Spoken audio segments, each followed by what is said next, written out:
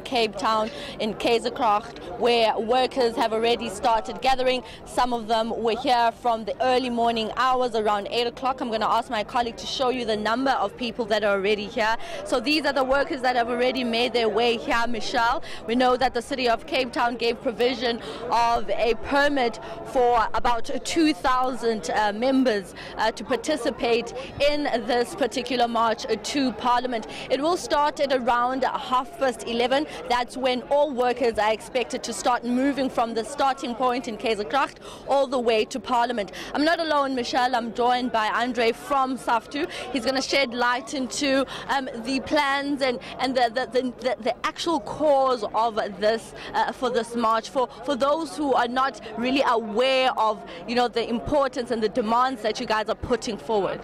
Yeah, the core issues we are marching on today is the issue of the objection to the national minimum wage bill, as well as the objection to the LRA amendments. And another additional core issue affecting the city of Cape Town is the mismanagement of our water. So we'll be going to the city of Cape Town first to raise our objections in the way the water crisis has been managed and the solutions affecting to the water affecting the poor through the intention to privatize the water through desalination and the introduction of water management devices. So that's our first point of call. Then from there we're marching to Parliament to raise our objection to the national minimum wage. We're not objecting to the concept of a national minimum wage, we're objecting to the level at which the minimum wage has been pitched. We are saying that the level it has been pitched at is entrenching workers in poverty. It doesn't move workers out of poverty, and it keeps the imparted inequalities, because currently South Africa is the most unequal country in the world, and this does not it maintains this unequalness. So we are objecting to that. Then we are also objecting to the amendments, the labor relation amendments, which seeks to undermine our right to strike. It puts many bureaucratic process in place which is intended to frustrate workers and will lead to us having very difficulty for workers to come out in strike. They're wanting us to do secret ballots, where in the past we are normally, when we do seek mandates for strikes, it is done in an open and collective manner, because that is where workers draw strength from their collectiveness and togetherness. What they're trying to do is to seek to divide workers and to individualize the mandate to a secret ballot.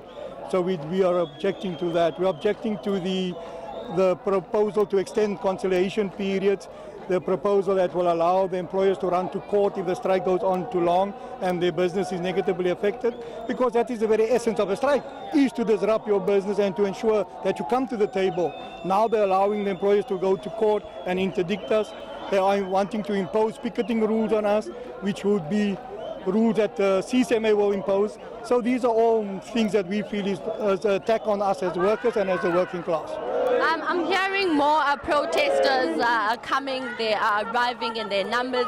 Kusatu said they wouldn't be part of the march today. Do you perhaps want to share your stance and your reaction to them, taking themselves out of the workers' march of SAFTU this morning? Yeah, we see. Well, we understand why Kusatu would not want to be part, because they will be marching against themselves, because they are signatories to the agreement on the minimum wage, and therefore they have to justify and defend the agreement that is putting workers into poverty. They have to justify themselves to their members as well, because we believe they've signed that agreement without a mandate. They don't represent the majority. For us, the agreement represents a sellout of the working class. And then, so you're starting at the city of Cape Town and you're going to go through to Parliament. Roughly, we know that they've given you permission of 2,000 workers. How were they transported to get here? Because we know that there's also this bus strike that is happening at the moment. And, how are workers finding themselves here? Well, workers are finding themselves through their own means of transport, through taxis, and there are trains that we are put on provision to provide workers.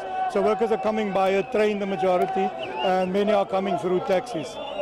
Thank you very much. That is the provincial secretary here of SAFTU, just highlighting some of their demands. More workers are starting to arrive. Michelle, I'm going to ask my colleague to show you the number of protesters starting to arrive. They're coming from different parts of Cape Town, various communities in Cape Town. Although there is a bus strike, these workers have managed to make their way here this morning ahead of their march to Parliament at around 11:30. All right.